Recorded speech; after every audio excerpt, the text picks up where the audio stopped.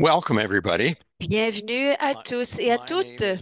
Je m'appelle Ron Kruzinski. Je suis le commissaire à l'information et la protection de la vie privée de la Saskatchewan. C'est un grand plaisir pour moi de vous accueillir lors de ce webinaire, lors de la journée et de la semaine sur la vie privée, la protection des renseignements personnels. Nous avons eu plus de 700 individus qui se sont inscrits. J'aimerais également remercier Edmund et Elaine qui se chargent de la production de ce webinaire, ainsi que les interprètes Daniel et Damon qui vont vous offrir les services d'interprétation aujourd'hui. J'aimerais également présenter mon co-animatrice qui est Diane Aldridge, qui est la commissaire adjointe, à l'information et la protection de la vie privée de la Saskatchewan. Diane, qu'allez-vous faire aujourd'hui? Bien, premièrement, bonjour et bienvenue à tous et à toutes. Mon rôle est de vous garder à l'heure et de poser plusieurs questions très intéressantes. Et donc, si nous avons le temps, après l'allocution de chaque conférencier, nous allons poser des questions aux panélistes et si nous pouvons leur poser plus d'une question, nous allons le faire. Et malheureusement, si nous manquons de temps, nous ne pourrons pas poser vos questions. Et s'il vous plaît, n'essayez pas d'utiliser le fil de discussion parce que ce n'est pas disponible en ce moment. Et donc, vous devez poser vos questions dans la section questions-réponses. Alors, je voulais vous présenter une diapositive de la Saskatchewan, ce que nous faisons sur notre site Internet. Et j'aimerais reconnaître que notre bureau fonctionne sur le territoire traditionnel des traités 2, 4, 5, 6, 8 et 10, ainsi que les territoires des communautés Métis.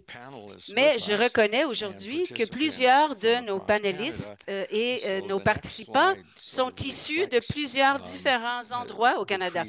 Et donc, voici ici les territoires non cédés partout au Canada. Et je crois qu'il est très important pour nous de reconnaître que ce sont les territoires des peuples des Premières Nations ainsi que des Métis. Et je reconnais également que cette carte provient du site Internet. Et j'ai une autre diapositive qui affiche le nom des personnes qui feront partie de notre table ronde aujourd'hui. Ce sont toutes des personnes chevronnées dans leur domaine respectif et je vous présente leurs noms et les liens peuvent vous diriger vers leur biographie plus détaillée. Aujourd'hui, je vais les présenter et je vais présenter leur nomination et leur rôle. Ce sont les quatre des commissaires au Canada qui ont accepté de participer et je suis vraiment heureux du fait qu'ils ont pris le temps de faire partie de cette rencontre aujourd'hui. Et donc, j'ai appris à les connaître lors de nos rencontres FTP et je suis très reconnaissant envers eux en tant qu'individus et sur leurs opinions. Et aujourd'hui, ils vont jeter un coup d'œil dans leur boule de cristal pour nous parler de ce qu'ils entrevoient pour l'avenir. Alors, en réfléchissant à ce titre de notre rencontre et en ayant quatre personnes chevronnées, je voulais savoir ce qui les préoccupe le plus au sujet de la protection de la vie privée. À quoi est-ce qu'ils réfléchissent la plupart du temps, et qu'est-ce qui les empêche de dormir? Et c'est évident dans le contexte de la protection des données. Donc, la première partie de notre rencontre est à propos de qu'est-ce qui les préoccupe le plus? Donc, premièrement, nous avons Philippe Dufresne et Philippe est le commissaire qui a été nommé en 2022, le commissaire de la protection de la vie privée au Canada. Avant cela, il travaillait à la Chambre des communes. Avant cela, il travaillait pour la Commission des droits de la personne. Et je sais que Philippe, une partie du rôle de Philippe, c'est ça l'amène à voyager partout au Canada ainsi qu'à l'étranger, alors qu'il passe beaucoup de temps dans les aéroports en attente de ses vols. Je voulais savoir ce que Philippe discute. Alors, Philippe, bienvenue à ce webinaire. Et qu'est-ce qui vous préoccupe le plus quand vous attendez aux aéroports? Et merci beaucoup, Ron. Je suis vraiment heureux d'être ici avec vous tous à l'occasion de la semaine de la protection des données. C'est une semaine tellement importante et je suis très fière d'être ici avec Patricia, Diane et Michael. Et donc, vous avez posé la question en ce qui a trait à ce qui nous empêche de dormir le soir. C'est très intéressant. Moi, je suis chanceux de pouvoir bien dormir le soir et ça me rend assez calme, mais ce qui occupe mon esprit durant la journée et ce à quoi je réfléchis, c'est vraiment en lien avec le thème de cette semaine, en ce qui a trait à essentiellement placer la protection de la vie privée au premier plan. Et donc, je réfléchis à savoir en tant que régulateur dans nos domaines respectifs, comment pouvons-nous avoir autant d'impact que possible pour protéger les renseignements personnels et ce droit fondamental de le faire de façon innovante et de sorte que ça protège nos citoyens et nos citoyennes. Et aussi, comment pouvons-nous nous assurer d'éviter ou du moins de ralentir cette tendance que je vois de plus en plus, qui est de déléguer le travail et les tâches à nos citoyens et nos citoyennes, plus particulièrement en ce qui a trait aux politiques et aux clauses en matière de protection de la vie privée. Et comment pouvons-nous faire en sorte que les renseignements personnels de tous et de toutes soient protégés et comment pouvons-nous s'assurer que les entreprises prennent leurs responsabilités? Quand je regarde les principes clés de nos lois qui sont partagées un peu partout dans le monde, les lois sur la protection de la vie privée sont universelles, mais nous devons optimiser et moderniser ces lois au Canada et partout. Mais les principes, c'est que c'est à l'épreuve du futur, à l'épreuve des changements technologiques. Et moi, je crois que la cybersécurité est si importante. Le principe de la rétention, s'assurer de ne pas garder des renseignements personnels trop longtemps parce qu'en ce faisant, vous augmentez les risques et les principes de la nécessité, les principes de responsabilité, le principe de renseignement, la précision des renseignements. Et donc, c'est à propos des défis clés que nous avons dans ce monde. Et donc, si nous réfléchissons à comment être plus efficace, les trois priorités stratégiques que j'ai lancées l'an dernier, durant cette semaine, qui est à propos de faire la promotion avec un impact maximal. Deuxièmement, de s'assurer que les lois et les institutions puissent garder le pas avec la technologie changeante et protéger la vie privée des enfants. Donc, en ce qui a trait aux impacts maximum, c'est à propos de regarder notre structure interne. Comment nous nous organisons en tant que commissaires. Nous avons des efficacités, des processus, des systèmes qui font en sorte que nous puissions aborder les plaintes aussi rapidement que possible, que nous ayons la capacité d'agir de façon proactive, ainsi d'être en mesure de profiter de tous les outils que nous avons et qui font partie de nos lois pour offrir un impact maximum. Et c'est très important ici au niveau fédéral parce que nous avons eu des projets de loi de modernisation au Parlement depuis les 5 dernières années et ça fait beaucoup de progrès, mais à cause de l'arrêt du Parlement, ça a été mis de côté pour le moment. Et donc, une des choses que j'ai dit l'année dernière et que je dis encore, c'est que nous ayons de nouvelles lois, de nouveaux projets de loi, nous allons être prêts. Mais sinon, nous allons être prêts, mais nous allons devoir utiliser les lois existantes. Et c'est un thème que j'ai réitéré à l'interne au Canada, ainsi que sur l'échelle internationale.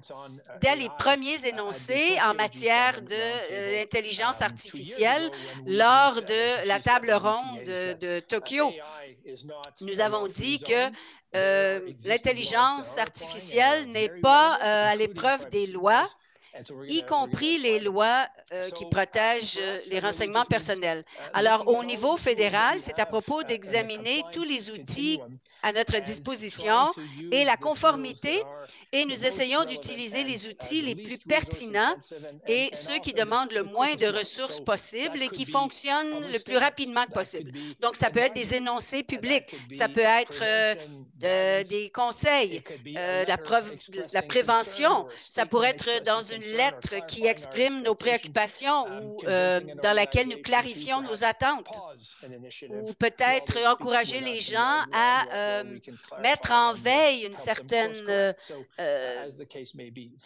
approche. Par exemple, dans le cas de LinkedIn, quand ils ont commencé à entraîner leur modèle d'intelligence artificielle en utilisant les utilisateurs canadiens, nous avons communiqué avec eux et ils se sont mis d'accord d'arrêter de faire cela pour pouvoir l'étudier en profondeur. Nous voulons avoir des enquêtes qui prennent moins de temps. Évidemment, des enquêtes plus longues, plus larges, mais ça va être réservé pour les défis clés. Nous devons collaborer, nous devons améliorer le travail que nous faisons et continuer à faire ce travail extraordinaire ensemble, que ce soit au Canada, cette communauté dont Ron a si bien décrit. Les discussions que nous avons sur une base mensuelle sont extraordinaires. Durant la pandémie, nous l'avons fait en utilisant des outils virtuels et je suis vraiment ravie du fait que nous avons continué ces conversations.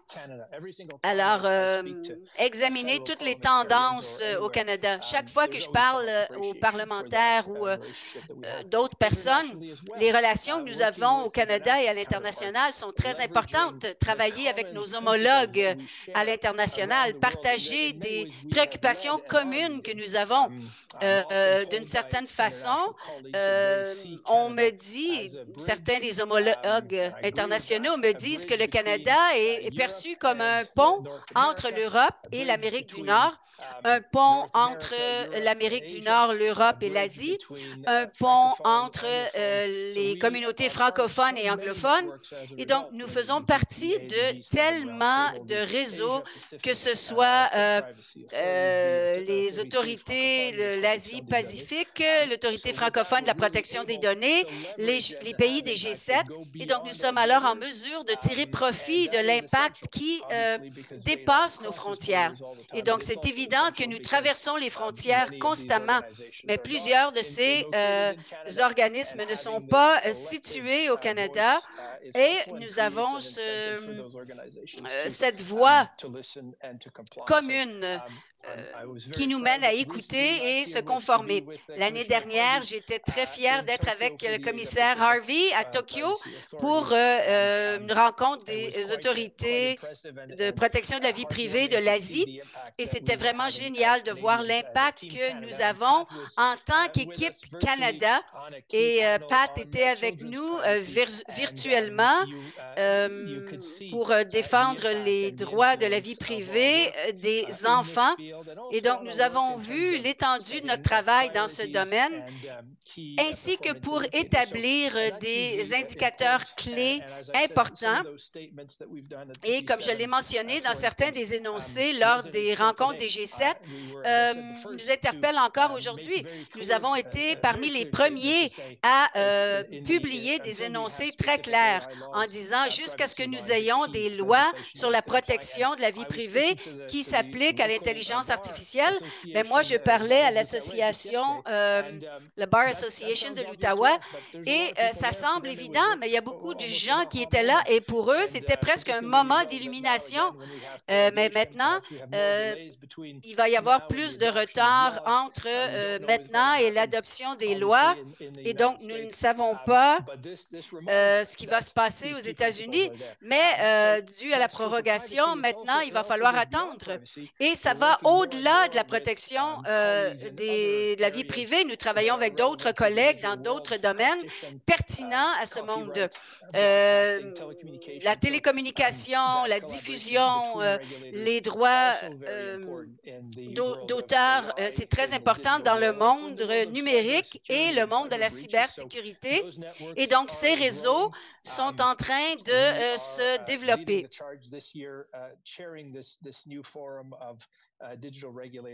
Nous menons la charge pour être un agent de changement en matière de réglementation.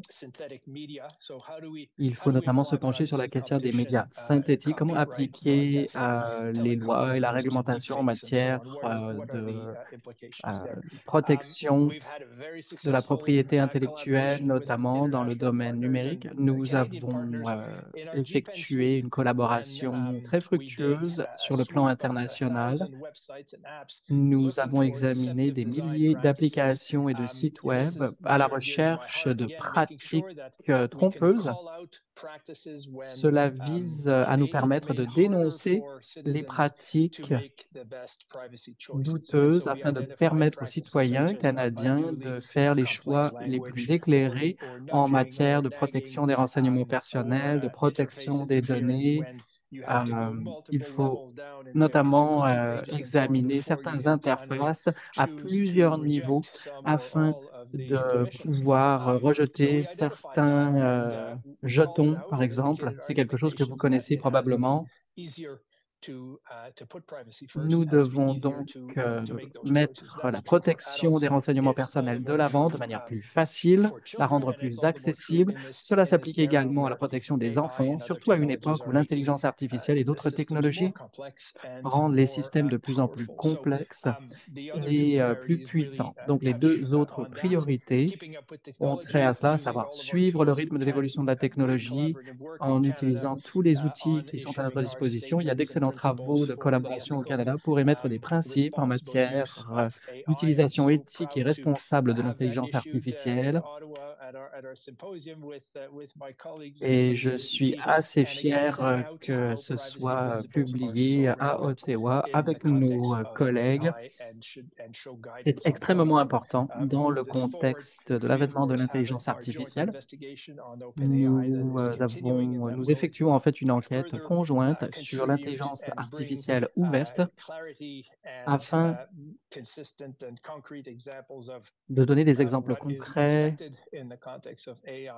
sur des attentes en matière de développement d'intelligence artificielle et de son utilisation sur le plan international. Ces efforts vont se poursuivre entre les pays du G7 qui sont autour d'une table ronde qui a émis deux énoncés sur le rôle des commissaires à la protection des renseignements personnels et la réglementation de l'intelligence artificielle, et deuxièmement sur l'intelligence artificielle et les enfants, sachant que nous avons réitéré l'importance de respecter l'intérêt supérieur de l'enfant en la matière, en mettant de l'avant l'importance de la protection des renseignements personnels par défaut On va donc insister sur ces principes et leur importance et les promouvoir sur la scène internationale. Il me tarde de rencontrer mes homologues euh, canadien et de l'international à Ottawa au cours du prochain symposium sur la protection des renseignements personnels qui mettra l'accent sur les enfants. C'est donc une priorité. Nous avons notre enquête conjointe sur TikTok qui va de l'avant. Nous avons émis des énoncés sur les enfants et la protection de leurs renseignements personnels. Nous travaillons sur l'émission de lignes directrices pour vérifier l'âge des utilisateurs, comment protéger les enfants dans l'ère du numérique en protégeant les enfants, mais également les autres utilisateurs. Il y a toute la notion d'interférence, de contenu adapté à l'âge, des enjeux importants sur lesquels nous travaillons et sur lesquels nous allons continuer à travailler cette année. Alors, je m'en tiendrai à cela, mais je vous remercie de m'avoir donné l'occasion de vous faire part de ces grands enjeux sur lesquels nous travaillons. Merci beaucoup, Philippe. Vous avez bon nombre d'enjeux prioritaires qui vous préoccupent. Alors, je sais que c'est un petit peu tôt dans le webinaire, mais Diane, est-ce que nous avons des questions qui s'adressent à Philippe ou est-ce qu'il va falloir attendre un petit peu? Eh bien, nous avons reçu une question assez générale qui peut s'adresser à tous nos panélistes. Lorsqu'on parle de rapports ou d'initiatives, si vous avez un lien que vous pouvez fournir, eh bien, on apprécierait l'avoir dans le clavardoir. Cela pourrait être utile et permettre aux utilisateurs de les consulter, ces documents. Nous avons un petit peu dépassé le temps qui nous est imparti, mais je pensais que vous seriez en mesure de répondre assez rapidement à cette question. Est-il possible, y a-t-il des plans visant à renforcer l'échelle Roche de notification? Je trouve qu'il est difficile euh, d'assurer une application constante de la réglementation. Nous sommes saisis de cet enjeu. Nous avons élaboré un outil en la matière. Nous allons examiner la rétroaction qui est fournie concernant nos outils et nous déterminerons ensuite quel genre d'éclaircissement et quel genre de conseils nous pourrons donner à ce sujet. Je tiens à vous remercier. Alors, bon nombre de nos publications sont sur le site du commissariat. Si vous allez dans la section documentation, vous pourrez les y trouver. Je pourrais vous fournir ces liens dans le clavardoir si vous le souhaitez. Dernière petite question rapide. Quand le symposium d'Ottawa qui mettra l'accent sur les enfants aura-t-il lieu? Celui-ci aura lieu le 20 juin. Alors voilà, c'est tout pour les questions.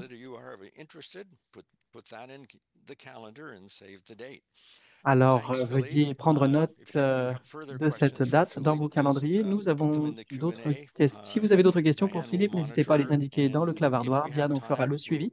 Et si nous avons le temps à la fin, eh bien, nous y reviendrons. J'ai maintenant le grand plaisir de souhaiter la bienvenue à Patricia Colsheim, commissaire à l'information et à la protection de la vie privée de l'Ontario. Elle a été nommée en 2022. Avant cela, elle travaillait chez Ulster Hoskins et elle était avocate générale pour le bureau général du commissaire à la protection des renseignements personnels. Elle a animé un panel mercredi matin dans le cadre de la journée de la protection des renseignements personnels. Ce webinaire portait, alors pas sur sur nos amis les animaux, mais sur la protection des renseignements personnels et la promotion de la connaissance en la matière. Je pense que vous aurez un lien dans le clavardoir là-dessus. Je sais que Patricia se déplace beaucoup en Ontario et souvent, elle est dans le train entre Toronto et Ottawa ou dans l'autre sens. Et je sais que Via Rail n'est jamais en retard. J'aimerais qu'elle nous parle un petit peu des grands enjeux qui la préoccupent. Je tiens à vous remercier, Ron, de m'avoir présenté. Bonjour à tous nos participants et merci à nos collègues de la Saskatchewan de m'avoir invité à participer à ce panel aux côtés de mes collègues Ron, Philippe, Diane et Michael. J'ai toujours hâte d'entendre mes collègues, d'en apprendre davantage et de discuter des enjeux qui nous intéressent avec mes collègues zémologues de partout au pays. Lorsque je suis dans le train entre Ottawa et Toronto, ce à quoi je réfléchis, c'est d'abord à quelle heure est-ce que je vais arriver, on va se le dire. J'ai toujours peur d'être un peu en retard, mais à part cela, les grands enjeux qui m'intéressent sont les suivants. Ils sont davantage axés sur l'Ontario, mais je les ai sélectionnés parce que je pense que ce sont des enjeux qui ne sont pas très bien connus et ce sont des enjeux qui n'ont pas fait l'objet de toute l'attention qu'ils méritent. Cela peut servir de modèle, mais également de mise en garde pour d'autres pays, d'autres provinces en matière de réforme du droit. Donc, le sujet qui m'intéresse, c'est le projet de loi 194, à savoir la loi visant à renforcer la cybersécurité et la confiance dans le secteur public. Cette loi porte sur les enjeux les plus importants de notre époque, notamment la cybersécurité, l'intelligence artificielle, l'information numérique et les enfants, comme Ron l'a indiqué, et la protection des données. Et l'annexe 1 de ce projet de loi, de cette loi, la loi visant à renforcer la cybersécurité et la confiance dans le secteur public, émet des exigences en matière de cybersécurité et d'intelligence artificielle pour les entités du secteur public et fournit également des règles pour les commissions scolaires et les sociétés d'aide à l'enfance qui recueillent des renseignements numériques sur les enfants et les jeunes. Et malgré les recommandations de notre administration de codifier la création de certaines zones interdites, on veut donner un cadre réglementaire concernant l'émission de normes techniques. Alors, parlons de ce que cela signifie en Ontario. On veut savoir si et quand cette réglementation sera adoptée et quelle sera son efficacité pour ce qui est de renforcer le profil de nos institutions en matière de cybersécurité à l'époque de l'intelligence artificielle pour assurer la sécurité de nos jeunes. Nous avons également formulé un certain nombre de recommandations pour nous assurer que le processus réglementaire soit au moins transparent et qu'il exige une consultation du public, sachant toutes les répercussions et l'importance de ces enjeux dans notre société. Ces recommandations ont été mises de côté. Alors, je me demande à quel point cette réglementation est inclusive et transparente et je me demande ce qu'il en sera lorsque la loi sera adoptée. On est préoccupé aussi par des dédoublements ou des divergences entre les directives ministérielles, les normes ministérielles, et la pratique qui est déjà bien établie, de même que la jurisprudence en Ontario concernant la collecte, l'utilisation et la divulgation de renseignements personnels des enfants dans les écoles, les commissions scolaires et les sociétés d'aide à l'enfance. C'est la raison pour laquelle nous avions recommandé la consultation obligatoire du commissariat pour éviter toute confusion avant l'adoption de ces directives et de ces normes. Malheureusement, cette recommandation n'a pas été adoptée. C'est la raison pour laquelle je suis inquiète par rapport à des effets paralysants en raison d'incohérences, de divergences qui risquent de paralyser l'efficacité de cette réglementation. Malgré ces inquiétudes, je demeure optimiste et je pense que ces consultations avec le commissariat pourraient avoir lieu, même s'il n'est pas exigé par la loi. Une quatrième préoccupation importante avec l'annexe 1 de la loi, c'est la manque de contrôle indépendant. Le cabinet et le ministre à lui seul peut adopter des réglementations ou des directives auxquelles il oblige les institutions publiques à se conformer. Mais il y a ce régime d'application est assez faible et vulnérable. On aurait aimé que différentes institutions, comme celui du commissaire à l'information, aient davantage un rôle à jouer. Sans un rôle de surveillance explicite prévu pour le commissariat, nous serons euh, limités dans notre capacité à recevoir de la rétroaction pour entendre diverses préoccupations relatifs à des incidents concernant la sécurité des renseignements personnels ou à l'utilisation à mauvais escient de certains renseignements personnels, notamment concernant des enfants. Cela m'amène à l'annexe 2 du projet de loi, la réforme de la loi euh, sur l'accès à l'information et la protection de la vie privée ou l'AIVP. Donc, il y a des évaluations des impacts sur la vie privée et concernant le signalement des violations. Pour la première fois en Ontario, croyez-le ou non, nous avons maintenant un régime dans le secteur public permettant l'émission de plaintes en matière de protection des renseignements personnels. Il y a également d'autres pouvoirs de partage d'informations dont mon commissariat bénéficie depuis hier. Ça nous permet de communiquer avec les partenaires FPT pour effectuer des enquêtes conjointes. Cela signifie que notre bureau peut maintenant collaborer plus librement avec nos homologues FPT, notamment dans le cas d'infractions, de violations impliquant des établissements du secteur public qui, en vertu de la loi sur l'accès à l'information et la protection de la vie privée, dans les provinces et les territoires, et des tiers réglementés par la loi. Alors, ce sont des développements très positifs et nous avons bien hâte de mettre en application ces articles. Nous avons essayé de faire changer certains articles sans succès. Sous les nouvelles dispositions, nous avons été formellement avisés d'une violation pourrait amener une plainte, diriger une plainte vers mon bureau. Parmi les cas les plus préoccupants implique des entreprises qui ont eu des fuites, mais n'ont pas été transparents et les individus l'ont appris par d'autres moyens. D'autres cas troublants peuvent impliquer certaines entreprises qui divulguent de l'information personnelle sans l'autorisation ou ne démontrent pas ou ne prennent pas leurs responsabilités au sérieux.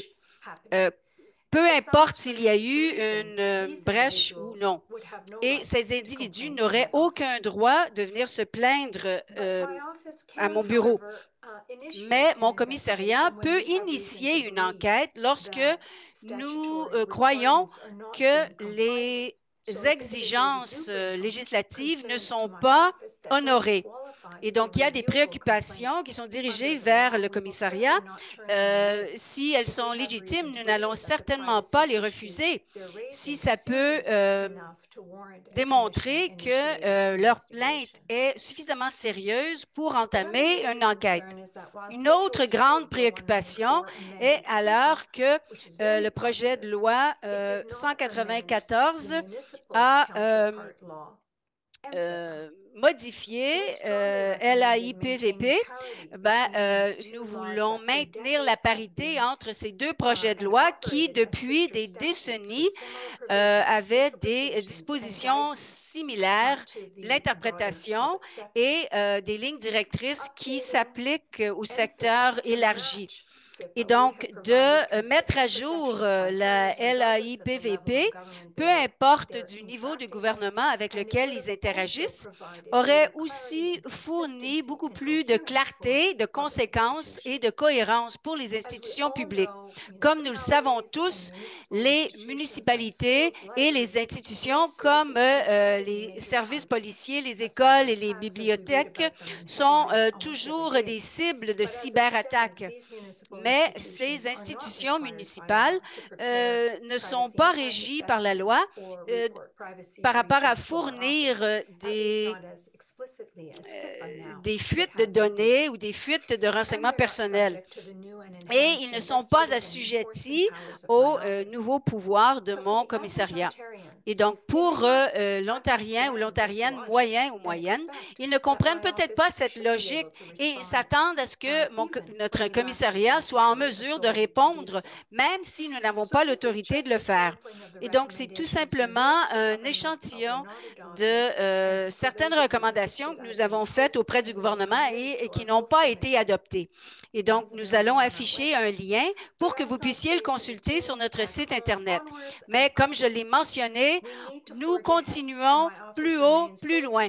Mon bureau est toujours engagé à travailler avec les gouvernements sur les lignes directrices afin de pouvoir protéger les droits des Ontariens et des Ontariennes.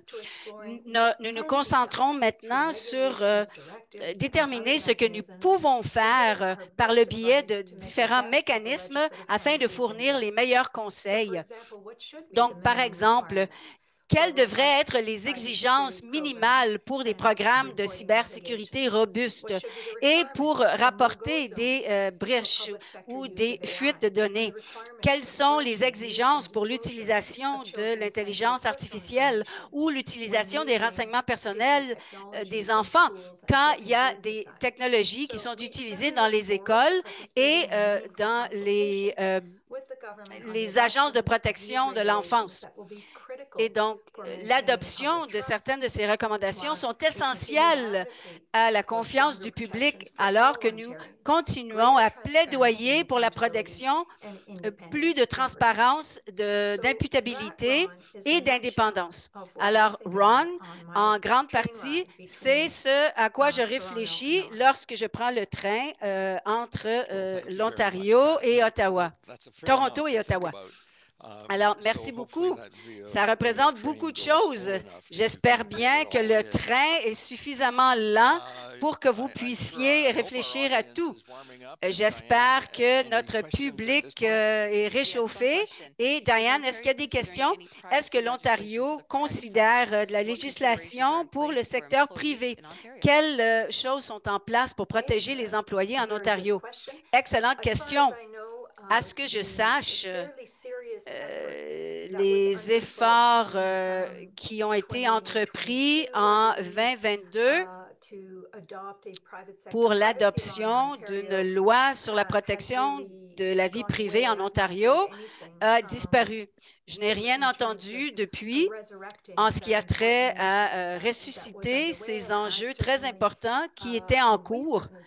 Et nous avons certainement essayé de garder cet écart au milieu de la conversation parce que nous devons combler les écarts entre la législation du secteur public qu'ils ne peuvent pas faire pour des raisons constitutionnelles. Et nous ne savons pas si ça va revenir sur le tapis à l'échelle fédérale. Bon, il y a certains domaines qui ne sont pas couverts dans la législation fédérale. Du moins, ce n'est pas pour les employeurs au fédéral. Et donc, ça devrait vraiment faire partie de la loi sur la protection de la vie privée en Ontario. Alors, un de mes sujets préférés, parce que je crois fermement que les millions de travailleurs et de travailleuses en Ontario méritent d'être protégés, tout comme les autres employés en ont le droit dans d'autres provinces partout au pays. Merci beaucoup, Pat. Nous devons aller de l'avant. Merci, Diane.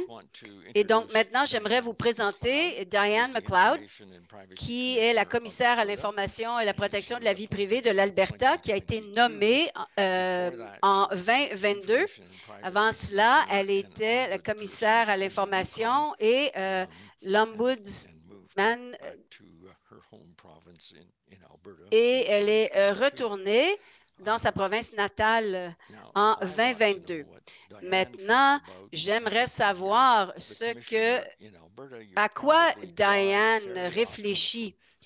Vous vous rendez probablement entre Edmonton et Calgary. Calgary et Edmonton, c'est un long trajet. Et donc, Diane, à quoi réfléchissez-vous quand vous vous déplacez en automobile? Oui, merci, Ron. Et c'est vrai que j'écoute des balados-diffusions sur des histoires de crimes véritables. Alors, je crois que il y a beaucoup de balados-diffusions de la part de mes homologues. Et donc, une des premières choses que j'aimerais mentionner, ce sont certaines choses qui ont déjà été mentionnées par Philippe. Il a parlé du pouvoir des commissaires au Canada. Vous savez, c'est ma 12e année en tant que commissaire et j'ai vu l'évolution de la relation entre les commissionnaires à l'échelle fédérale, provinciale et territoriale. C'est très important pour les gens de comprendre à quel point cette interaction est importante. Quand j'étais commissaire au Yukon pendant 9 ans, apprendre de mes homologues était si important. Et je sais que les plus petites juridictions apprécient vraiment cette convivialité. Et donc, maintenant que je suis en Alberta, il y a beaucoup de choses avec lesquelles nous composons en ce moment. Et c'est vraiment génial de savoir que nous pouvons nous fier sur nos collègues pour leur soutien. J'aimerais les saluer aujourd'hui, ainsi qu'à vous, Ron, d'avoir organisé cet événement à l'occasion de la semaine de la protection des renseignements personnels et de la vie privée au Canada et ailleurs. Et donc, j'aimerais vous parler un peu de ce qui se passe en Alberta. Donc, nous avons parlé de l'importance de faire en sorte que nos commissariats puissent fonctionner de sorte que les gens qui travaillent dans différents secteurs publics puissent nous reconnaître. Et donc, une des choses que j'ai entrepris, c'est l'engagement ou la mobilisation. Et donc, quand je suis arrivée ici, les lois en Alberta n'avaient pas été mises à jour. Et étant donné que la législation du secteur public était vraiment obsolescente et rien n'avait été mis à jour depuis 1995, et donc j'ai commencé à réunir les parties prenantes en leur demandant que pouvons-nous faire pour faire avancer ces lois. Je crois que le droit à la vie privée est un aspect clé parce qu'il y a tellement de choses qui se passent dans ce domaine. J'œuvre dans ce domaine depuis 28 ans et jamais auparavant ai-je vu cette cible mouvante.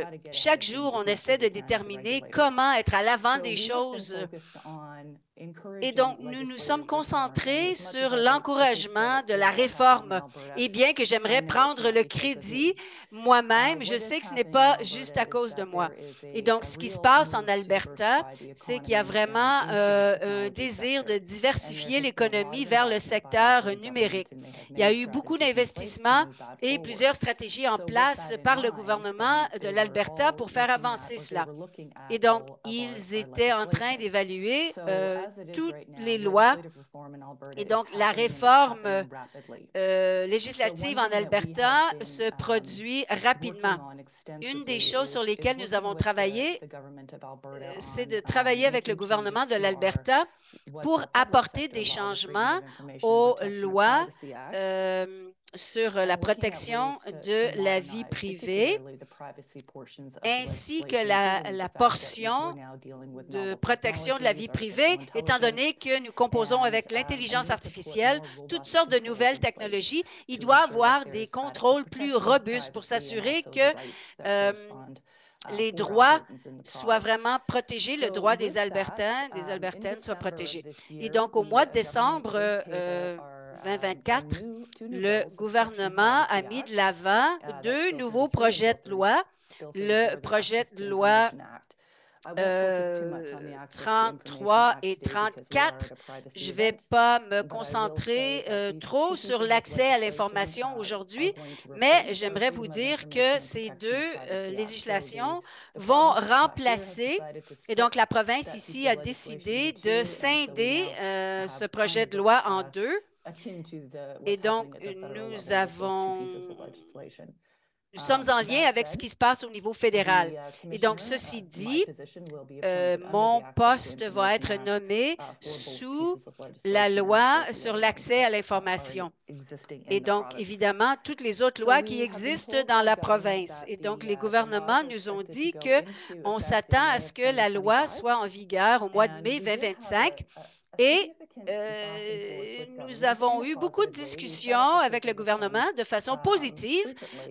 Nous les rencontrons fréquemment pour discuter ces deux projets de loi, le projet de loi 33 et 34. Et on a eu l'occasion d'être entendus, ainsi que plusieurs de nos recommandations pour la loi sur la protection de la vie privée.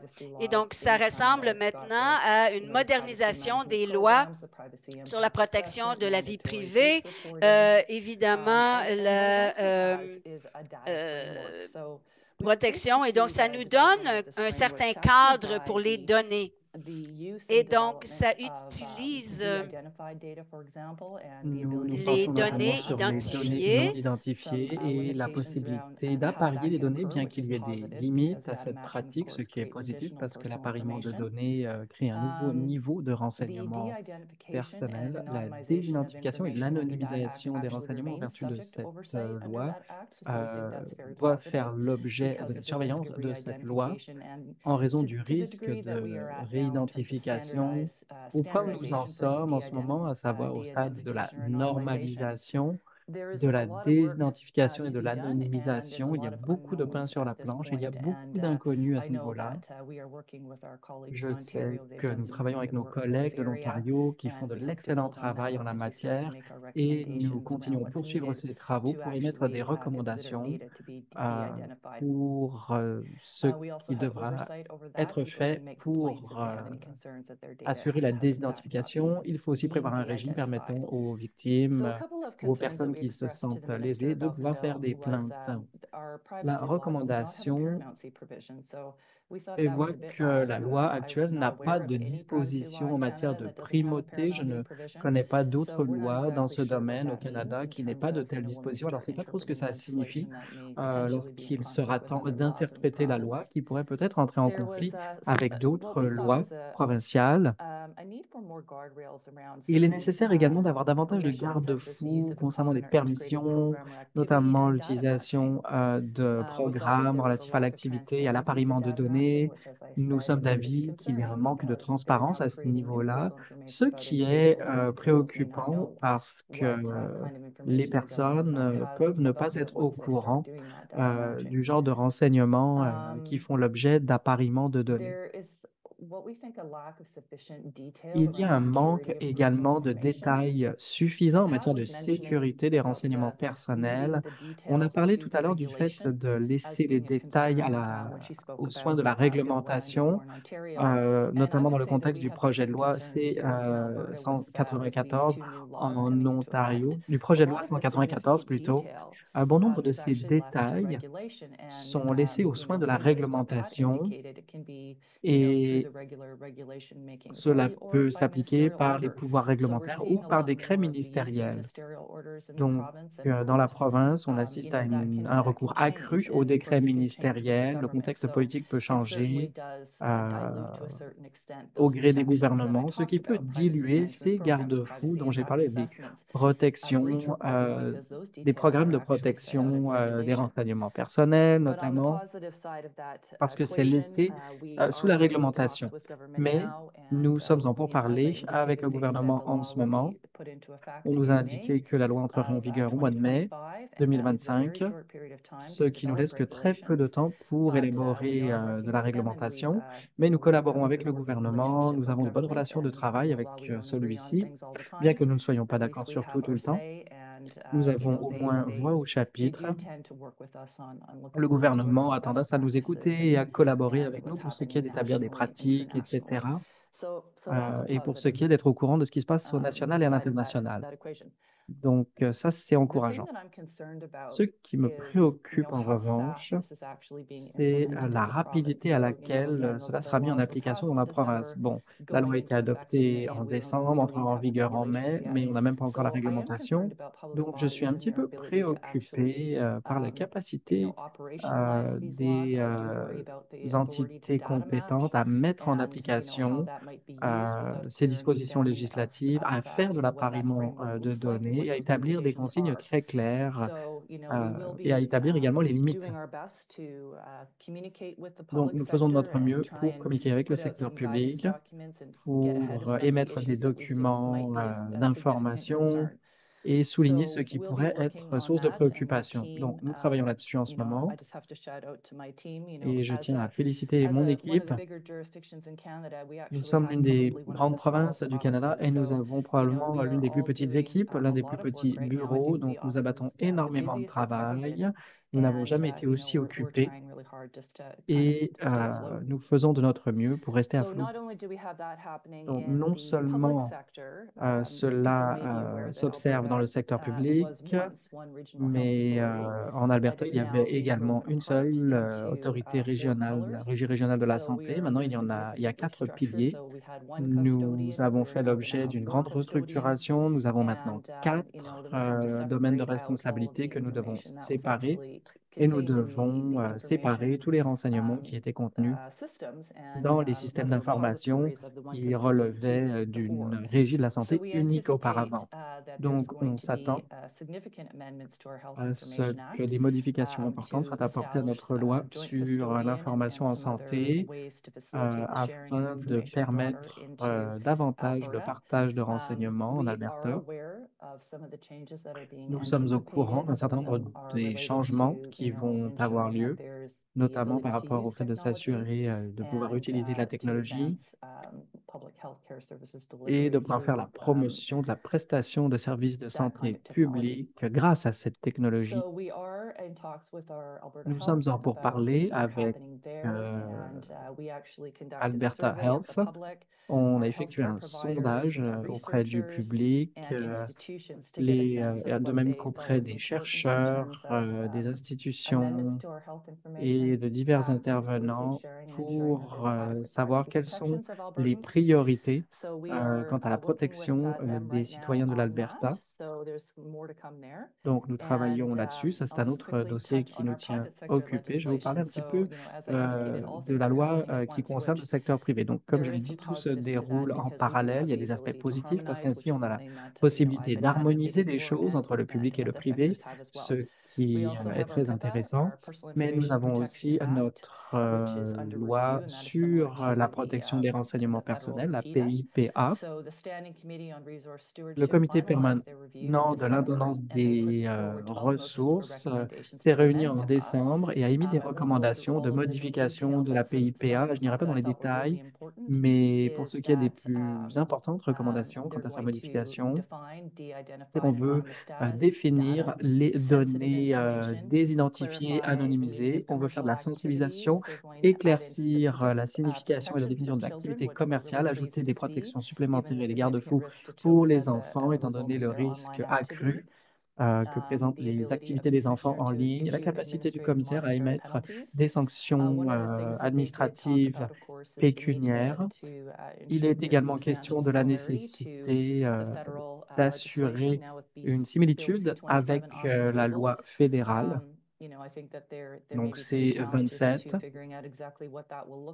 Cela pourrait entraîner un certain nombre de difficultés, mais je ne crois pas que cela va les empêcher de modifier la loi parce qu'on cherche à tenir davantage compte de l'intelligence artificielle dans la province et d'en faire la promotion et de sa commercialisation. Donc, nous voulons nous assurer que toutes les lois fonctionnent dans le même sens.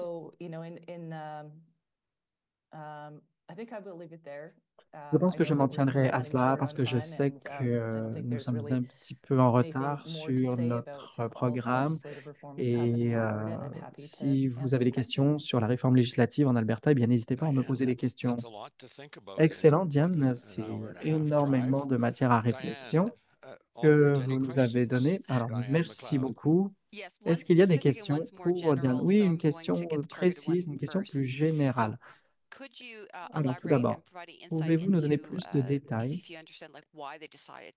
sur les raisons pour lesquelles on a décidé de diviser le projet de loi? Est-ce que vous pensez que cela permet aux dispositions législatives en matière de protection des renseignements personnels d'être plus souples dans le contexte du numérique? Merci de votre question.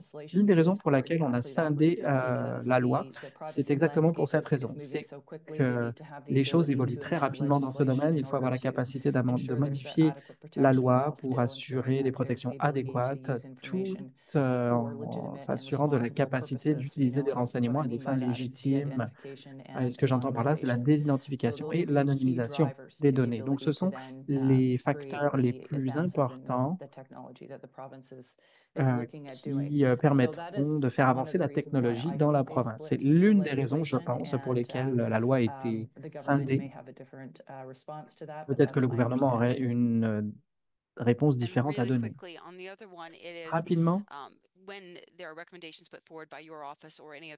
lorsque des recommandations sont émises par votre bureau ou d'autres bureaux semblables ou des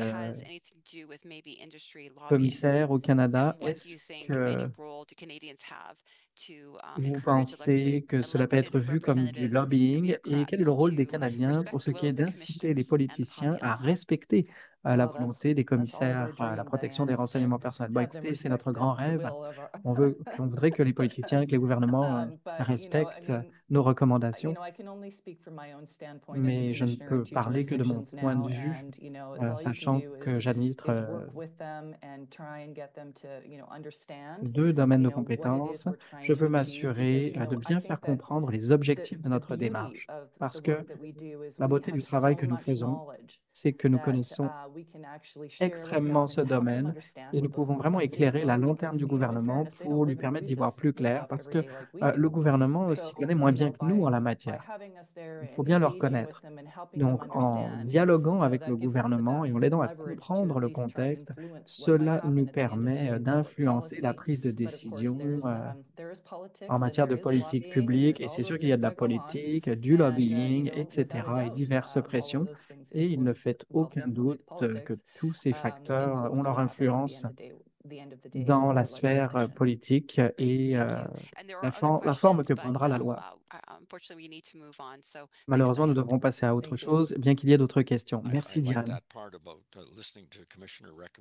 J'aime beaucoup ce que vous nous avez dit par rapport au fait de suivre les recommandations des commissaires. J'en suis maintenant à présenter Michael Harvey, notre quatrième panéliste, qui est le commissaire à la protection des renseignements personnels et à l'information de la Colombie-Britannique. Il a été nommé en 2024. Avant cela, il était commissaire à l'information à Terre-Neuve et Labrador. Il est donc passé littéralement d'un océan à l'autre et il a pu voir le problème de ces deux points de vue. Ça me rappelle une chanson de Johnny Mitchell, I've seen life from both sides. J'ai vu la vie des deux côtés. Allez-y, Michael, vous avez la parole. Merci beaucoup, Ron. Comme mes collègues l'ont dit, je suis ravi de passer du temps avec vous et mes homologues, comme Philippe l'a dit, pour avoir une approche équipe Canada. C'est quelque chose qui est reconnu à l'international et c'est quelque chose que j'apprécie énormément. J'apprécie beaucoup le leadership de Ron, notamment. Alors, je vais vous dire un petit peu ce qui m'intéresse principalement et ce qui intéresse principalement les gens de Victoria. Et que l'une de nos grosses chutes de neige est prévue. Et je peux vous dire qu'on prévoit jusqu'à 4 centimètres de neige au cours des 2 prochains jours. Alors, c'est vous dire, ça crée énormément de stress dans notre coin de pays, mais en attendant, c'est un très beau matin aujourd'hui, ensoleillé. Et je ne peux que m'émerveiller des beautés naturelles de la Colombie-Britannique depuis que j'ai déménagé ici. Et je tiens à souligner ma reconnaissance d'avoir été accueilli ici et d'être accueilli sur le territoire traditionnel non cédé de la Première Nation Comox. Et je suis reconnaissant d'être ici, de travailler et de vivre ici. Ce qui m'a surpris le plus lorsque je suis arrivé de Terre-Neuve et Labrador pour venir en Colombie-Britannique, j'étais très enthousiasmé parce qu'en Colombie-Britannique, on a un contrôle du secteur privé et également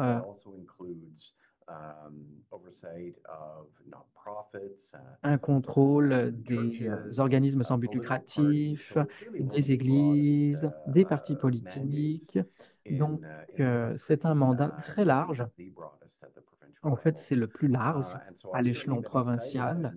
J'étais donc très enthousiaste d'arriver en Colombie-Britannique et je m'attendais à assister à une pensée très moderne en la matière. Ce que je dirais, c'est que l'un des enjeux les plus controversés auxquels j'ai été confronté, c'est ce qu'on a décrit comme le grand enjeu de la protection des renseignements personnels d'il y a 15 ans. Maintenant, nous avons 4 dossiers différents, notamment la vidéosurveillance de la part des organismes d'application de la loi. Alors, il ne s'agit pas de l'intelligence artificielle au sens général, au sens large, mais c'est ce que les gens ont à l'esprit ici, c'est ce qui les préoccupe le plus en Colombie-Britannique. Et les gens sont vraiment préoccupés par cette surveillance par vidéo des forces de l'ordre. Et donc, ça nous amène à un principe fondamental qui est important pour nous, c'est cette idée de nos attentes raisonnables en matière de vie privée. Et donc, c'est lié à cette idée la définition de la vie privée et le principe et la façon que moi je le comprends, et je crois que c'est partagé autour de la table, c'est que le droit à la vie privée est un droit fondamental. Je crois que la compréhension du droit à la vie privée est beaucoup plus large que ce que les gens comprennent. Il y a des gens qui passent beaucoup moins de temps dans ce domaine. Je crois que le droit à la vie privée est beaucoup plus autour de la sécurité. Et bon, ouais, évidemment, il n'y a pas de droit à la vie privée sans sécurité. Mais le droit à la vie privée, c'est à propos de recueillir de l'information et la garder sous clé. Et donc, nous devrions avoir le droit de contrôler nos renseignements personnels. Et donc, en tant qu'individu qui vit dans une société, et ça touche au cœur de notre démocratie libérale, les individus qui sont autonomes et d'autre part, en tant que démocratie, nous avons des règles. Et donc, la surveillance par vidéo, si on regarde le côté pratique, est-ce que pendant que je suis sur le trottoir, il y a quelqu'un qui peut prendre une vidéo? Est-ce que quelqu'un peut prendre une vidéo de moi quand je me trouve dans un endroit public comme un parc? Et c'est lié à cette idée, quelles sont nos attentes raisonnables en matière de vie privée? Et notre compréhension du droit de la vie privée en tant que droit fondamental. Et donc, ça fait partie de la section 8 de la charte qui est associée avec essentiellement les fouilles et les perquisitions abusives et déraisonnables. Et donc, notre capacité de contrôler l'information nous-mêmes est une condition nécessaire pour que nous puissions exister en tant qu'individus autonomes et dignes. Et donc, la Cour suprême de la Colombie-Britannique en a parlé. Et ceci concerne le service de police de Vancouver. Et donc, ils étaient outillés de dispositifs de surveillance à Vancouver en réponse aux crimes haineux contre les Asiatiques durant la pandémie. Et donc, la partie plaignante, et je dois vous mentionner que ce n'est pas un cas qui a été soumis sous la loi de l'accès à l'information, mais la partie plaignante qui a mentionné que ses droits à la vie privée ont été violés. Elle a dû prendre des détours pour éviter ces caméras parce qu'elle ne voulait pas être enregistrée. Et donc, le service de police de Vancouver a dit que les caméras étaient pour diminuer les crimes haineux. Et donc, le tribunal a été en faveur du service de police de Vancouver. Et donc, ils ont décidé que ce n'était pas une violation de ces droits.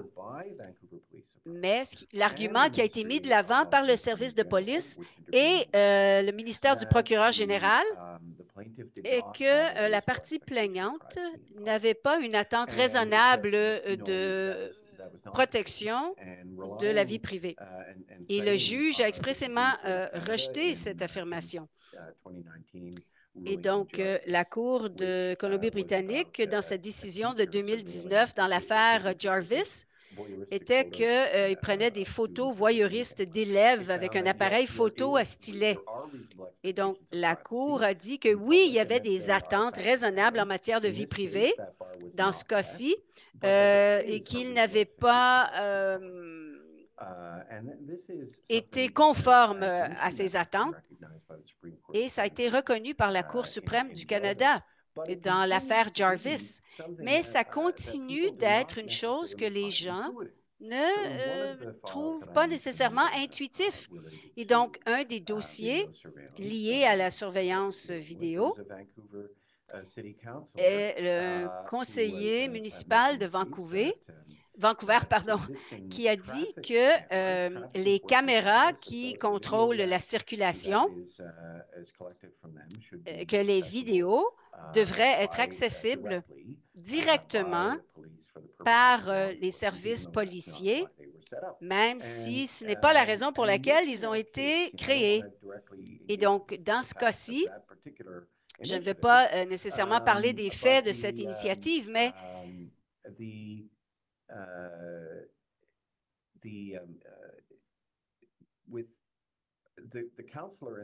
le conseiller municipal, dans ce cas-là, a dit que tout le monde sait qu'il n'y a pas d'attente raisonnable de droit à la vie privée lorsque nous circulons dans des endroits publics. Et en ce faisant, j'étais très, très préoccupée de l'entendre dire ça parce que je me soucie du fait que les gens pourraient croire que c'est un fait. Et donc, c'est une idée dangereuse et insidieuse qu'en tant qu'individus dans des endroits publics, nous ne pouvons pas nous attendre à ce que notre droit de protection de la vie privée soit respecté. Et donc, je crois que ça va devenir de plus en plus important au fur et à mesure que nous continuons à œuvrer au sein d'une société numérique. Parce que on est toujours sur Internet.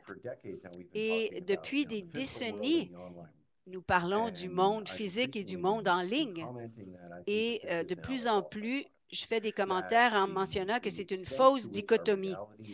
La mesure dans laquelle nos réalités se trouvent dans le monde numérique et l'émergence continue de l'Internet des choses, qu'il y a de plus en plus moins de distinction entre notre soi physique et notre soi en ligne. J'ai blagué il y a quelques années parce qu'on parlait de cette métaverse, mais nous vivons dans cette métaverse. Nous sommes déjà arrivés parce que notre environnement est totalement numérique.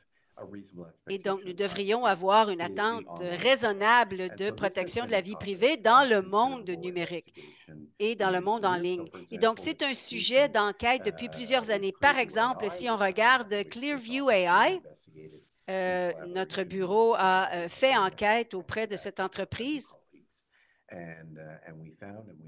et nous avons découvert que Clearview devait prendre des mesures correctives parce qu'il regardait sur Internet pour obtenir des données biométriques de reconnaissance faciale pour vendre ces données au service des forces de l'ordre. Et donc, on n'a même pas le contrôle sur nos visages dans ce nouvel environnement public en ligne. Et donc, nous avons été vraiment ravis que la Cour suprême de la Colombie-Britannique ait confirmé notre ordonnance. Et maintenant, évidemment, l'ordonnance est en appel par Clearview, mais malgré le fait que j'ai fait des blagues à l'interne que ces dispositifs de surveillance par les forces de l'ordre étaient un sujet chaud il y a des dizaines d'années. La véritable question est celle-ci. Quelles sont nos attentes raisonnables en matière de droit à la vie privée? Et donc, si on regarde cela du point de vue des droits, c'est ce qui devrait motiver notre questionnement.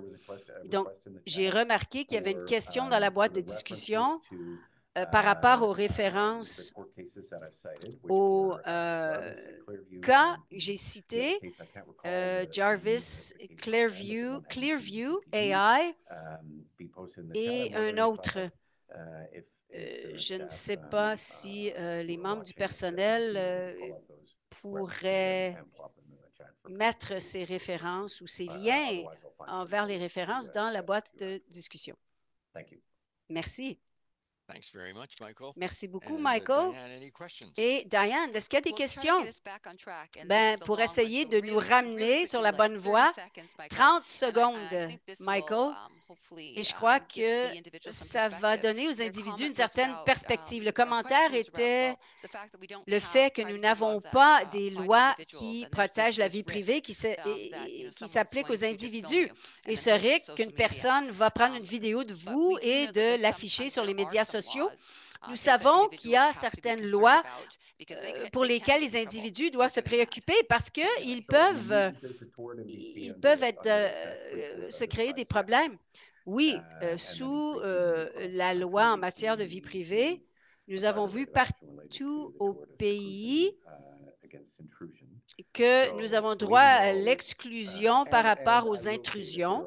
Et j'aimerais aussi dire qu'il y a des dispositions vertu de la LAIPVP, que ce soit sous les organismes publics ou d'autres organismes de protection de la vie privée. Il y a des voies légale menant à la protection des renseignements personnels et de la vie privée. Et rapidement, en Saskatchewan, nous avons la loi sur la vie privée et il y a aussi le code criminel où il pourrait y avoir certaines considérations. Mais c'est toutes les questions que nous pouvons entreprendre pour le moment. Alors, merci beaucoup à tous les panélistes. Et ça m'a frappé alors que nous travaillons sur ces questions au sujet de ce qui vous préoccupait le plus. Et donc, ça reflète essentiellement les articles et les balados-diffusions au sujet de ce qui s'est passé en 2024. Et il y a des gens qui commencent à prédire l'enjeu le plus important en 2025. Et donc, je crois qu'il nous reste environ 20 minutes. Et donc, nous allons faire un tour de table. Et premièrement, Philippe, alors que vous êtes à bord d'un avion et vous regardez les nuages, qu'entrevoyez-vous comme enjeu en 2025? Merci beaucoup, Ron. Je crois que sur le plan fédéral, au cours de la prochaine année, nous allons examiner ce qui vient après la prorogation et le fait que le projet de loi C-27 ne sera plus. Et donc, est-ce qu'il va y avoir un effort par rapport à une nouvelle version du projet de loi C-27? Ça va dépendre de plusieurs facteurs, évidemment, les pressions politiques et les priorités à l'ordre du jour. Et donc, si ça va de l'avant, ben, nous allons voir les efforts dans lesquels nous offrons les meilleurs conseils aux parlementaires. Sinon, si pour une raison quelconque, il y a une absence temporaire de loi, nous devons nous pencher sur les lois courantes et les mettre en œuvre par rapport à ce nouveau monde en développement dans lequel nous vivons. Et donc, d'une manière ou d'une autre, je sais que nous allons réussir parce qu'il y a des principes qui traversent les temps. Et donc, nous avons un groupe de professionnels en matière de protection de la vie privée et des renseignements personnels au Canada. Et je sais que nous allons travailler en collaboration. Et au Canada, nous allons utiliser tous les outils, les conseils, les lignes directrices, la promotion, en fait, nos outils de conformité. Et malheureusement, nous allons continuer à avoir des brèches en matière de données ou des atteintes à la protection des données. Et encore une fois, nous allons devoir utiliser tous les outils que nous avons. J'étais à l'Université d'Ottawa hier soir. On a développé un centre avec IBM pour former les ingénieurs pour prévenir les cyberattaques. C'est donc un effort collectif. Nous devons utiliser tous les outils que nous avons à notre disposition. Nous devons également nous efforcer de protéger les renseignements personnels des enfants.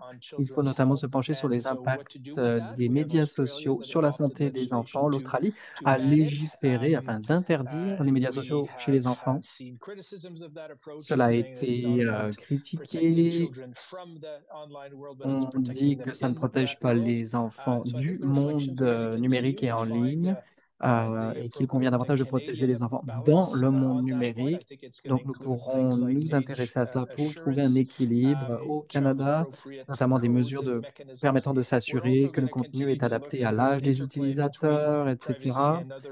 Il y aura constamment un va-et-vient entre la protection de la propriété intellectuelle, le droit d'auteur, etc., et la protection des renseignements personnels.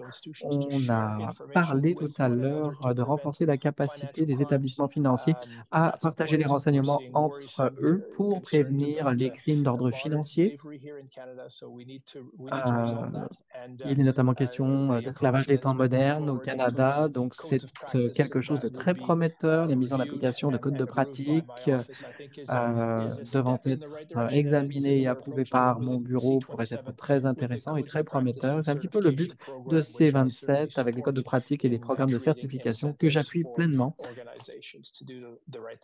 pour faire en sorte que les différentes organisations fassent ce qu'il faut. Alors, c'est un dossier très chaud. Beaucoup de choses verront le jour dans les années à venir et nous devons saisir toutes les occasions qui nous sont offertes. Merci beaucoup. Alors,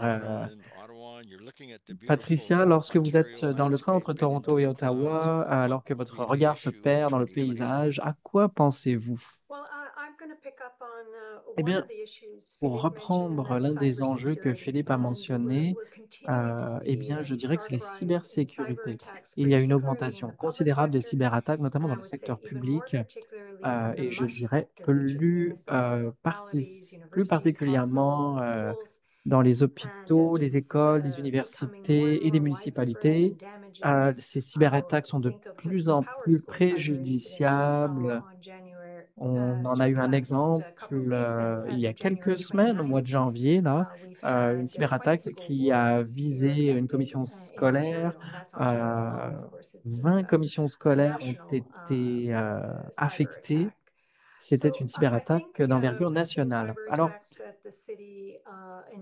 on a aussi assisté à des cyberattaques dont étaient victimes les municipalités, des services municipaux paralysés, des cyberattaques qui ont paralysé de grands hôpitaux également, et la prestation de soins de santé essentiels. Lorsque les cyberattaques menacent l'intégrité de nos services publics, celles-ci deviennent en fait, le dossier devient n'est plus uniquement une question de conformité. Il s'agit d'une question de continuité, de viabilité. Il faut pouvoir continuer à assurer la prestation de ces services pour assurer la prospérité de notre économie, de nos citoyens, etc., dans un contexte où il y a de plus en plus de cyberattaques. Il faut donc tenir compte également des effets que cela a sur la confiance du public à l'égard des institutions, du secteur public, et la capacité de ces institutions à protéger les renseignements personnels. Donc, je vais vous donner un certain nombre de chiffres que j'avais préparés pour vous illustrer mes propos. En 2024, les données nous indiquent que les cyberattaques euh, visent de plus en plus les établissements publics, et notamment les municipalités, les universités, les écoles et les hôpitaux, sachant que ces organisations recueillent des renseignements personnels en grande quantité et fournissent des services essentiels dont dépend la clientèle. Et lorsque ces services sont euh, mis en péril, on ne peut pas se permettre de fermer et de mettre un terme à ces activités. Donc, ces établissements et ces organisations sont donc très vulnérables pour ce qui est d'avoir accepté les conditions imposées par les pirates. Le Centre canadien pour la cybersécurité, ou comme l'indique euh, l'Autorité canadienne d'enregistrement suite à son sondage de 2024, eh bien, toutes les données que nous avons indiquent que la tendance est assez inquiétante en matière de cyberattaque. Parallèlement, les répondants à des sondages, notamment des municipalités, ont indiqué qu'ils n'ont tout simplement pas les ressources suffisantes pour limiter les cyberattaques, les prévenir, etc., et renforcer leur défense. C'est donc une grande source de préoccupation. Et je pense qu'il va être extrêmement important pour les petites municipalités de se regrouper pour partager leur expertise ainsi que leurs ressources avec de plus grandes municipalités, le secteur dans son ensemble, afin de se prémunir contre les cyberattaques. C'est le genre de collaboration à laquelle auquel on assiste dans le secteur de la santé. Et je pense que ça peut servir de modèle. Alors, les organisations du domaine de la santé ont montré un petit peu la voie à suivre en matière de coordination pour que les plus grandes organisations puissent venir en aide aux petites organisations afin de se prémunir contre les cyberattaques.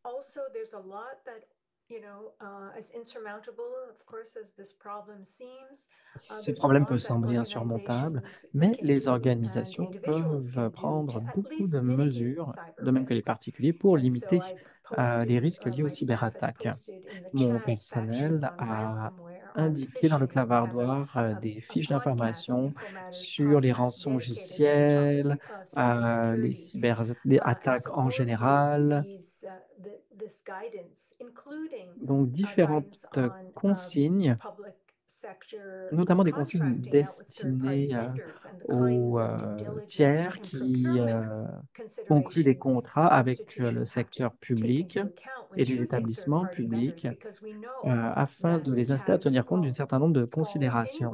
Parce que nous savons que ces cyberattaques peuvent cibler n'importe quel niveau de la chaîne d'approvisionnement. Tous les intervenants sont concernés et bien que les établissements publics, les organisations publiques ne soient pas forcément en possession de ces renseignements qui sont recueillis par des tiers avec lesquels elles ont passé les contrats, eh bien, cela relève tout de même de leur responsabilité. J'ai donc indiqué un lien vers nos consignes en matière de protection des données dans le contexte de la passation de contrats avec des tiers du secteur privé. Nous avons organisé un événement mardi sur la protection des renseignements personnels et à la lumière des discussions qui ont eu lieu, je pense sincèrement que nous devons être de plus en plus innovants pour protéger les renseignements personnels, pas seulement pour extraire des données précieuses en termes de connaissances, mais également pour permettre aux organisations de se protéger des cyberattaques. Donc, ces technologies permettant de renforcer la protection des renseignements personnels sont très prometteuses. On a discuté de du potentiel qu'elles représentent pour ce qui est euh, d'éliminer tout simplement parfois dans certains cas le recours aux renseignements personnels. Moins on en utilise, euh, moins ces renseignements sont susceptibles de faire l'objet de cyberattaques. Donc, davantage de renseignements sont disponibles sur notre site web et demeurez à l'affût de nouvelles sur notre site web ou LinkedIn parce que je pense que nous sommes tenus à l'avenir d'être novateurs dans le domaine. Nous devons relever le défi de l'innovation en matière de lutte contre les cyberattaques et de protection contre les renseignements personnels. Merci beaucoup.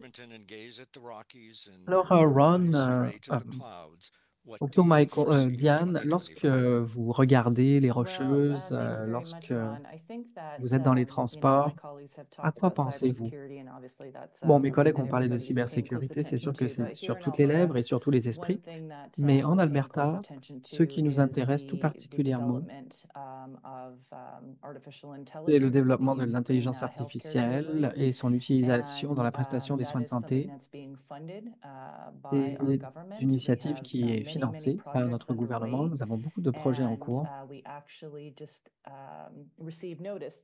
Nous venons d'être informés qu'un groupe vient d'être créé, habilité de meilleurs services de santé par le partage de renseignements. En gros, c'est un comité de consultation qui vise à identifier les obstacles afin de faciliter le développement de cette technologie. Donc, je pense que cela, l'intelligence artificielle dans le domaine de la santé, de même que l'informatique quantique, sont des domaines très prometteurs. Comme je l'ai indiqué, on prévoit modifier la loi. Nous avons recommandé beaucoup de modifications à la loi sur la protection des renseignements personnels pour protéger les données des citoyens et leur assurer un certain nombre de droits, notamment le droit de s'opposer à la collecte de certains renseignements, la détention de certains renseignements, etc. Cela fait partie également de nos recommandations. Mais l'une des choses qui me préoccupe, c'est le manque de cadre législatif pour contrôler et encadrer l'intelligence artificielle. Il faudrait qu'on mette en place un régime de signalement des atteintes. Nous avons, bon, C27 visait à imposer des garde-fous par rapport à l'utilisation de cette technologie. En Alberta, on recommande que le gouvernement crée sa propre loi en la matière pour protéger les citoyens de la province et toutes les personnes dont les renseignements sont utilisés pour la création de systèmes. Alors, on pense que ça va avoir le jour, mais on n'en sait pas plus jusqu'à maintenant. J'ai assisté à un congrès au printemps dernier qui regroupait des milliers de développeurs. C'était à Calgary. On a pu y entendre et découvrir tout un tas de choses très intéressantes, des robots, etc. Moi, ça m'a ouvert les yeux dans mon rôle, mais toutes les personnes à qui j'ai parlé ont insisté sur la nécessité d'établir des garde-fous pour qu'on puisse faire confiance à l'élaboration de cette technologie. Cela permettra à cette technologie d'être mieux adoptée sur le marché et d'être mieux commercialisée. Alors, je vois que nous avons dépassé le temps qui nous était imparti et Michael doit encore prendre la parole, alors je vais lui laisser du temps. Je m'en tiendrai à cela. Michael, qu'est-ce qui sera, selon vous, le grand enjeu de 2025? Alors, les 4 centimètres de neige terrifiants qui vous attendent ou autre chose? Eh bien, je vais m'en tenir à ma thématique des droits. Et c'est sûr que C27 est mort au feuilleton, mais ce qui nous préoccupe, c'est que bon, C27 permettait de mettre en place le principe d'objectifs légitimes pour la collecte de renseignements personnels. Et dans la nouvelle économie de l'information que nous connaissons, il est important d'insister là-dessus. L'Union européenne, par exemple, a légiféré en la matière, a encadré la collecte de renseignements personnels parce que de plus en plus, l'intelligence artificielle va pousser les entreprises à chercher à recueillir de plus en plus de données, ce qui signifie que nous devons avoir des façons viables d'autoriser légalement cette collecte de renseignements tout en assurant la mise en place de garde-fous par rapport à cette collecte. Cela étant dit, si nous pensons que la protection des renseignements personnels est un droit fondamental, et comme on l'a indiqué au début, la loi s'applique actuellement à l'intelligence artificielle lorsque celle-ci recueille des renseignements, notamment du point de vue du consentement, etc. Donc, l'une des questions qui m'intéresse et qui est une question à laquelle il va falloir s'intéresser à l'avenir, c'est celle du consentement. Parce que ça devrait être le point de départ de l'établissement d'un cadre d'autorisation légale. Donc, il y aura d'autres cas dans lesquels il faudra obtenir l'autorisation légale de recueillir ces renseignements, mais le modèle de consentement avec l'intelligence artificielle a été modifié. Mais moi, je pense qu'on l'a brisé de manière volontaire et trompeuse. C'est quelque chose qu'on a pu observer notamment lorsqu'on a examiné tous ces sites web et applis, comme je l'ai dit tout à l'heure. Donc, par rapport à ce qui a été dit sur l'innovation, je suis d'avis que les gagnants dans l'économie de l'information, ce sont ceux qui sauront innover pour donner plus de contrôle aux propriétaires de ces renseignements qui seront essentiels à cette économie. Et c'est l'avenir dans lequel je veux vivre, un avenir dans lequel on peut contrôler nos renseignements que l'on possède. Cela devrait être à la base de tout et de cette économie. Donc, le consentement de l'utilisateur, pour moi, c'est l'enjeu principal. Merci. Merci beaucoup, Michael. Alors, pour les membres ou les participants, je crois que nos 4 panélistes ont créé un plan canadien en matière de ce qui est important et ce que seront les enjeux en 2025. Et donc, lorsque ce webinaire sera terminé, nous allons le rendre disponible. Donc, si vous avez 90 minutes ou un ou une collègue veut passer cela en revue, ils vont obtenir une bonne idée.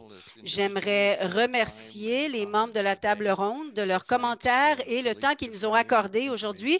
Merci à Philippe Dufresne, commissaire de l'information du Canada, Patricia Coursaine de l'Ontario, Diane McLeod, le commissaire à la protection de la vie privée en Alberta, et Michael Harvey, qui est le commissaire en Colombie-Britannique. Merci pour vos commentaires et toute la préparation. J'aimerais également remercier Edmund, son équipe, les interprètes Daniel et Damien, Kim, ici, Julie et Tristan, ainsi que la personne qui a posé les questions et qui a surveillé la minuterie, Diane. Et donc, je ne crois pas qu'il nous reste de temps pour les questions. Et enfin, j'aimerais vous remercier tous et toutes de vous être inscrits et d'avoir participé à cette rencontre aujourd'hui. Je vous souhaite une excellente année en 2025. Aucun employé qui font des choses eux-mêmes, aucune atteinte à la protection des données.